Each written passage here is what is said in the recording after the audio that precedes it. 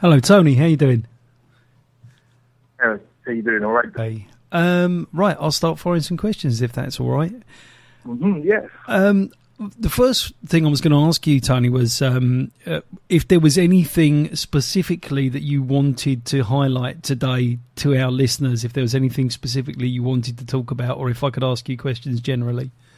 Well, I want to just inform people that there's a new album coming out shortly. I've been away for a while. I had some personal reasons, why I've been off the scene. Not off the scene, but, just off doing other things apart from my own stuff. Yes, yeah, I needed understood. to take a break from that, because, I've been doing that since I started playing music, and I just needed to do other things, Yeah, understood. Well, we all have those things in life that we need to get on with as well as what we do, so to speak. So fully understood. Yeah. Well, I'll talk to you a little more about the album as we go on. But one sort of burning question I did have, Tony, was what sort of made you first pick up a guitar, and what kind of age were you? Well, I first got a guitar when I was, I begged my mum for a guitar when I was like 10 years old, and she bought me this. In fact, I wanted a violin, and when I got to the shop in Soon's music shop in Chapel Market, well, I saw a guitar, and I suddenly swapped, and I said, "Oh, I want the guitar instead." So, I was about 10 years old, but it was one of those things when you're young whereby you stick it under the bed, you play it for a day or two, and then you put it under the bed, and it was under the bed for years until I was like in my teens, like 16, and there was this English teacher at my school, Sir William Collins School in Somers Town, London, and his name was Roger Mallinson, and he was a great guitar player. Just used to go and hear him play after school. You would like set up something in the classroom and ask him, "Oh, can you show me how to do that?" And he showed me some Bill Haley stuff, some Chuck Berry things. And, that my intrigue started to grow with, as far as guitar was concerned, because I played classical flute and piano from an early age anyway. Wow. So then I went to university, and I studied electronic engineering. So the guitar went out the window for a while again. And after I passed out, I worked for a couple of years in that industry. And a friend of mine, Joe Bashuran, who's a piano player, he was playing with Bobby Womack, and he was around in New York and Australia, and he used to ring me at my workplace and say, "Tone, this is what you should be doing." And so the jealousy set in. Yeah. And in 1986, I said, "You know what? I'm gonna give it a go." And soon after that, just things started to flow. I met up with Philip Bent and Steve Williamson, Courtney Pine, those kind of guys. Yeah. And I started hanging in those circles, and obviously their skills rubbed off. Wonderful. In a major way. Yeah. I'm playing at Jazz Cafe. So I haven't played there for a while under my own name. So I'm just trying to get back out on the scene. Wow, that's this Saturday, is it? Wow. Yeah, this Saturday, Fabulous. Saturday the 4th. Okay. Yeah, so I think it's gonna be a nice one. Yeah, well, it's always nice at the Jazz Cafe anyway, but to be there on the stage. Tony Monreal as well, that's going to be great. Spoken to Tony on a number of occasions. He's a brilliant vocalist. Oh God, when you say like influences, I'm a person.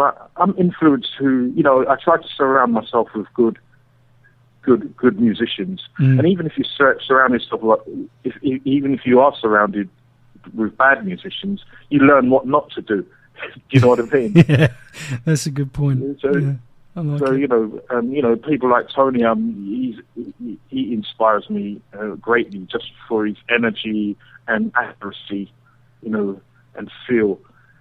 People like I owe my musical knowledge to people like Steve Williamson, Jason Rebello, those two guys, and John Toussaint as well.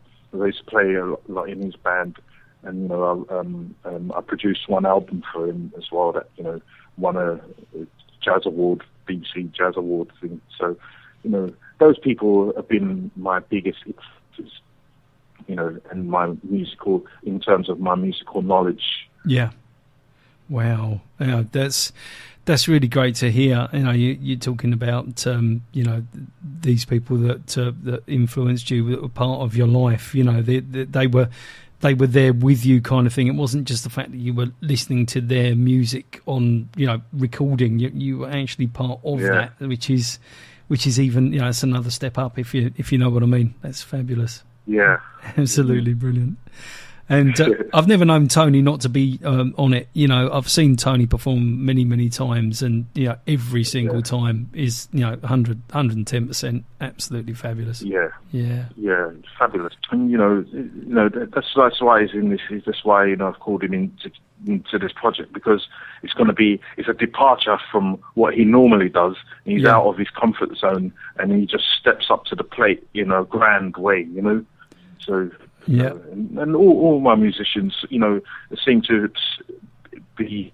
I seem to have a set of musicians around me that, when we hit the stage, even if we're in the rehearsal, it's like a gig. We hit it hard. It's like take no prisoners, no hostages, no prisoners. It sounds like a great approach. That sounds like a great. I've never heard Tony do any Jimi Hendrix before, so I wish I was coming along Saturday night. Unfortunately, I'm elsewhere, but I wish I was coming along, because I'd love to see Tony do that. That'd be brilliant. Yeah. Absolutely brilliant. So, tell us a little bit more about the Jazz Cafe on Saturday. Then, what you got sort of going on there, without giving away any trade secrets, because you might have some sort of secret things going on as well, which are surprises, Because I've been away for a while, and people have seen me play with a Sunburst band, and obviously real people, and I was doing the Jack Bruce stuff, so people see me in different kind of modes. So what I want to do at the Jazz Cafe is kind of just, number one, tell people that I'm back in town, as Tony Remy, as Tony Remy, I'm back in town. And this is the first gig. I did a couple of gigs up in Bristol, warm-up gigs last week. Nice. In Bath and Bristol, and they were magnificent. Wonderful. And I've got a great drummer and keyboard player, organist from Bristol, Andrew Tween, and Anders Olinder playing with me, and my sidekick Nick Cohen as well on bass. Wonderful. So it's going to be good, because we know each other, and we can just read each other's minds. So it's just going to be good. So that's why I want people to just come and see what I'm doing now, and just to let them know I'm back in town. I'm ready to kind of progress as a guitar player now. Oh, that's great. Yeah. So you back to the studio today in Italy, or? I'm actually playing because I've done this launch. I produced an album for Sarah Jane Morris. Nice. Which was launched last week at the Union Chapel, and so at the Blue Note in Milan. So we're going to launch it in Italy. Wonderful! Tonight. Was that the Union Chapel, Islington, that you were at?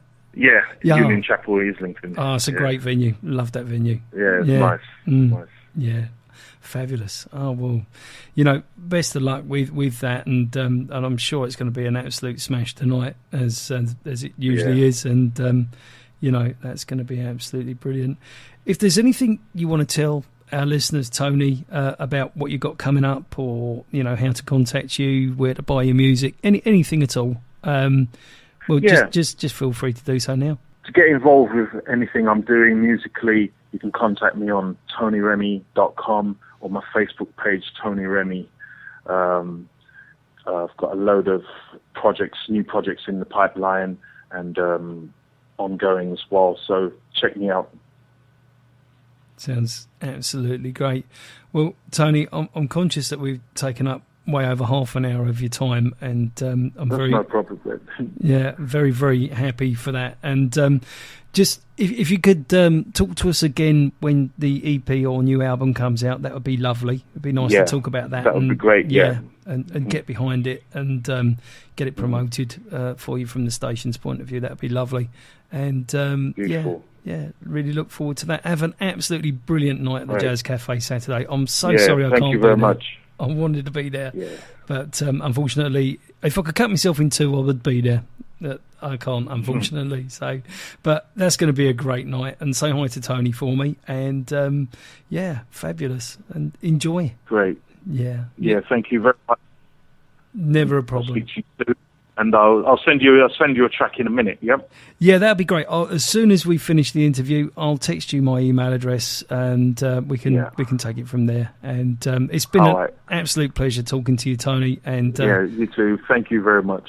Yeah, and look forward to speaking to you about the new projects very, very soon. You have a great day. Okay. Thanks a lot. You take care. Cheers now. Bye. Bye. Bye.